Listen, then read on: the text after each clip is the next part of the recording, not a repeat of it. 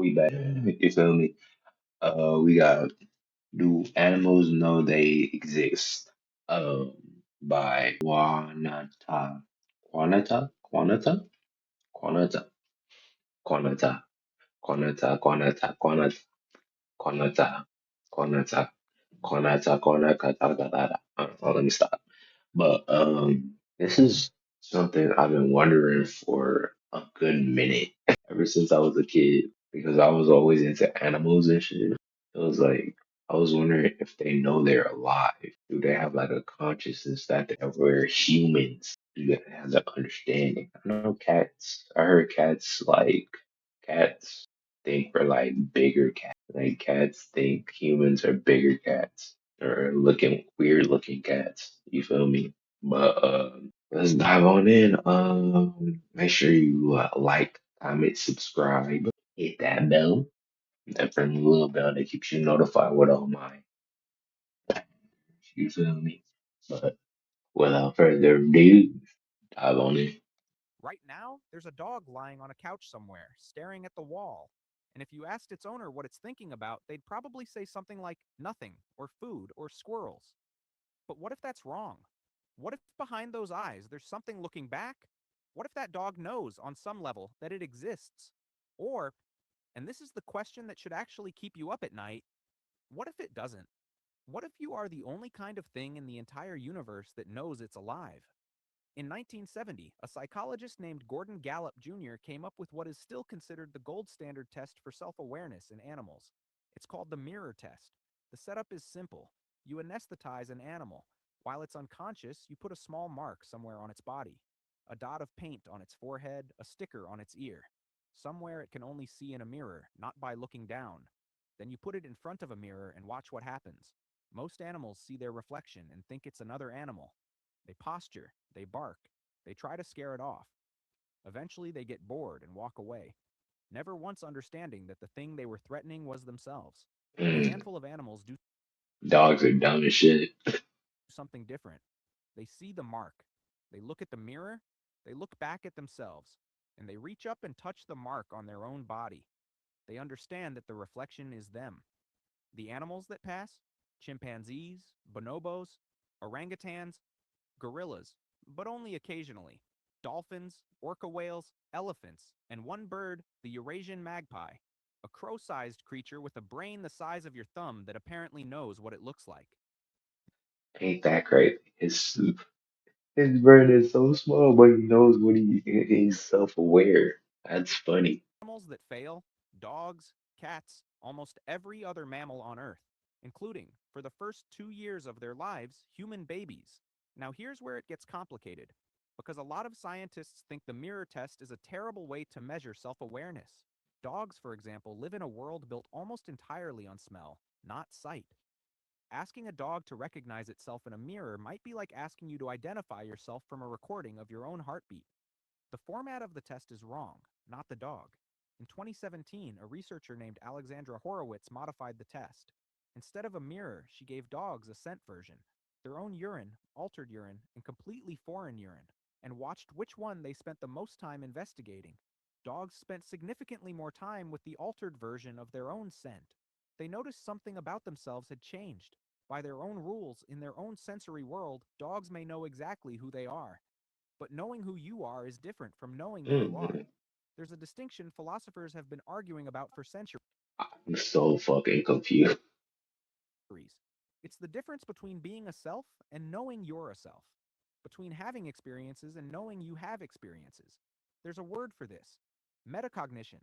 Thinking about your own thinking, being aware of your own awareness. It's what you're doing right now, actually. You're not just reading these words. You know that you're reading these words. You can zoom out from yourself and observe yourself from the outside. That's the question. Can animals do that? And the answer, increasingly, is yes, but it's messier than anyone expected. In 2000, I feel uncomfortable watching this. at the University of Damn. Georgia ran an experiment on rhesus monkeys. They gave the monkeys a memory test, and after each question gave them a choice: take a hard test worth more points or take an easy test worth fewer. The monkeys consistently chose easier questions when they were uncertain of the answer, harder questions when they felt confident. They weren't just answering questions, They were evaluating how well they knew the answer before they gave it. That's Right. metacognition. That's an animal thinking about its own thinking. And it doesn't stop at monkeys. Rats have been shown to opt out of tests they haven't studied for, choosing a smaller guaranteed reward over gambling on a question they're not sure about. Pigeons can report their own memory failures. You know how much testing you have to do for to know that? You know, you just observing these fucking rats and birds and shit. You just looking at them live. You feel me? You just looking at them how they think. Dolphins have been observed hesitating before answering, in a way that mirrors human uncertainty.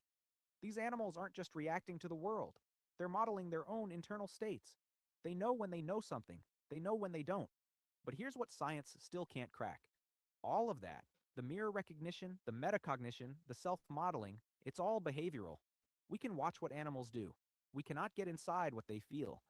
There's a concept philosophers call qualia, the raw subjective texture of experience, the specific redness of red, the particular pain of a paper cut, Mm, the feeling of being you, right mm, now, in this moment.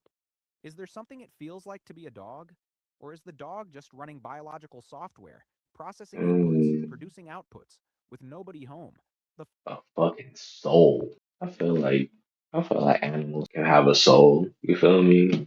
I feel like each and every animal can have a soul. They're not totally like mindless. They have souls like mindless, like unaware. They might be just dumb, a little dumb, but they have a soul. So hey, I think I think I just figured it out. The philosopher Thomas Nagel made this famous in a 1974 paper with one of the greatest titles in academic history: What is it like to be a bat? His argument was simple and devastating. Bats navigate by echolocation. They experience the world as a landscape of sound reflections that we literally cannot imagine. And no matter how much we study bat brains and bat behavior, we will never know. It's just like you never know what they'll see. What they see. You feel me? You never know what they see. Can't never go into their mind and like just like have their perspective. You feel me? Know what it feels like to be one. The inner experience is inaccessible. And if we can't know what it's like to be a bat, how do we know there's anything it's like to be anything other than us? Some scientists think we're massively underestimating animals. In 2012, a group of neuroscientists gathered at Cambridge University and signed what became known as the Cambridge Declaration on Consciousness. Their conclusion: the neurological structures that produce consciousness in humans are not unique to humans. Birds and mammals, and possibly other creatures, possess the same neural substrates for conscious states. In plain English, the hardware that runs consciousness in your brain exists in their brains too. Right. The They have a soul. They have a soul. They know they exist. lights, they argued, are probably on. Franz de Waal, one of the world's leading primatologists, spent decades watching chimpanzees and argued that the question of whether animals have inner lives was almost backwards. We should be shocked, he said, if they didn't. Evolution doesn't tend to invent something from scratch. Consciousness almost certainly evolved gradually, just like legs, like eyes, like lungs, which means it probably exists on a spectrum, and we are not at one end of it and everything else at the other. We're all somewhere along the same line. And then there's the one piece of evidence that's Bro, hardest to explain. facts. We're no different. We're no different. We're just more evolved. We've been pushed forward to be the most dominant species. Feel me? The most intelligent. You know, we're on the same spectrum, but we're just miles apart. Explain away. Grief. In 2018, a killer whale named Tahlequah lost her Right. calf. The baby Right. died shortly after birth, and for 17 days, Tahlequah carried the body of her dead calf on her head as she swam. Mm, 17 days, across more than 1,000 miles of ocean. The rest of her pod took turns helping her carry it when she got tired. damn. Scientists called it a tour of grief, the longest recorded in any non human species. Hey, you seen that one TikTok with that penguin that went to the mountains all alone? And you know he's not coming back. You know he's gonna die. But he just went anyway. The curiosity, the intent and the determination. You feel me? To go against their natural behavior. You feel me? But That was fucking interesting as fuck. Made for some good TikTok edits too. One had a clean behavioral explanation for it. It wasn't about survival. It wasn't about feeding. There was no evolutionary advantage to carrying a dead body for over 2 weeks across For open. real. Just grief, sadness. They feel sadness. They feel pain. They fear. They have fears. You feel me? Ocean, except that maybe she knew her calf was gone. Like literally, the narwhal has anxiety. Like, that nigga dies if he gets spooked too much, and it's hereditary. That's fucked up. Imagine your whole family just got anxiety, and if you fucking panic too much, you literally die. Not the behavior of a creature that knows something existed and now doesn't. What is? So, where does that leave us? The science says yes, some animals can recognize themselves. Yes, they can think about their own thinking. Yes, Right, they feel something, right. probably. But the innermost question, the one you actually want answered, does the dog lying on the couch know it's alive? That one we still can't fully reach. Here's what we do know. The more Doesn't know it's a lie. Is it smart enough to know it's a lie? Because I feel like it's all based on intelligence, ain't it? Like, just based on the intelligence and knowing that you're alive. You're smart enough that that's not you, or in the mirror, that's you in the mirror and not like a different person or a different dog. So I don't know. The more closely we look at animals, the more the gap narrows. Every decade of research closes the distance a little more. Abilities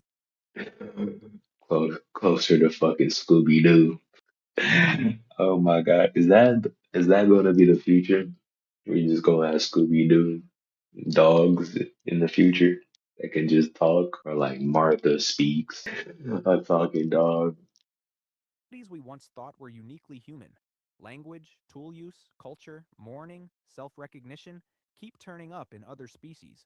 The wall between us and them has been getting shorter for as long as we've been studying them. Hey, you gonna learn about fucking Martha Speaks on this channel. Best believe. You bet you gonna learn about fucking on television, fucking PBS Kids. You feel me? Fucking what's it called?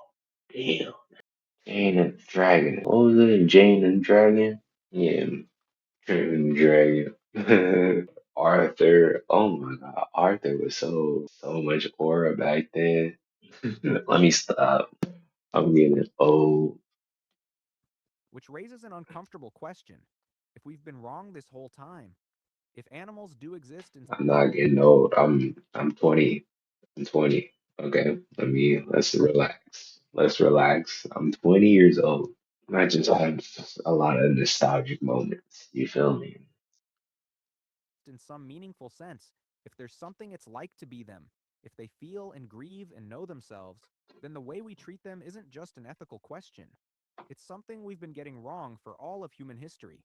And the only reason we got away with it this long is because we couldn't ask them. There's a chimpanzee named Washoe who, in 1966, became the first non human animal to learn American Sign Language. She learned over 350 signs. She taught some of them to her son. One day, a researcher who had been gone for a long time came back to visit. Washoe hadn't seen her in months. When Washoe saw her, she signed, "Cry." Then she pointed at the researcher's eyes. "Cry." She wanted to know why the researcher wasn't crying, why she wasn't as moved as Washoe was. Whether or not Washoe understood her own existence, she understood yours. Damn. Maybe that's where it starts. He's like, why? Bitch ass nigga, why you not crying for my damn homie? Fuck you. That's what. Oh, nigga. Nigga said, why you not crying, nigga? Cry, cry. But hey, that was an interesting guys video. But make sure you share, subscribe, comment if you want. Make sure you definitely hit that bell. You gotta hit that bell. You gotta stay notified. Stay notified. You gotta hit that notification. The notifications of my videos popping up is a blessing, not to brag. I'm playing. I'm humble. I'm humble. I'm humble. I'm sorry. I like to troll. I like to troll.